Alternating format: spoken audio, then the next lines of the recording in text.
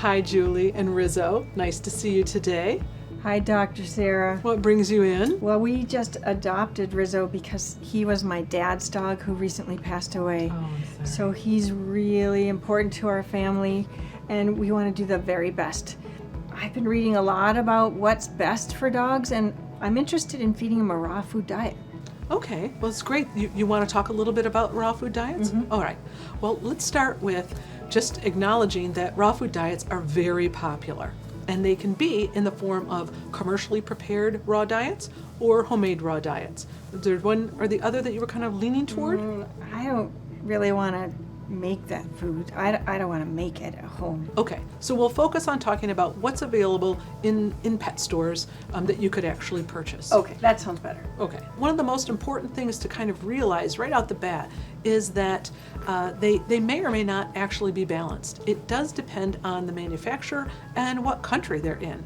Certainly in the United States, there are some regulations that manufacturers have to follow to be able to say on the label their food is complete and balanced, but in other countries that may not be the case. So if the food came from another country, it might not be balanced. Okay. And that is a concern because if the dogs don't get all of their nutrients that are met, they're at risk for some nutritional deficiencies or potentially some excesses.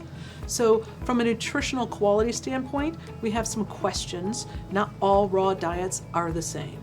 So we've got safety concerns with the raw diets, and not just the foods themselves, but also with the treats. You might not have known this, but there are some dehydrated treats and freeze-dried raw treats. He loves freeze-dried chicken. Does he? Yes. Well, those particular processed foods are also considered raw, so they've got some of the same safety concerns that the complete and balanced foods do. The second issue that we're concerned about is safety, because raw foods have a greater risk for bacterial contamination.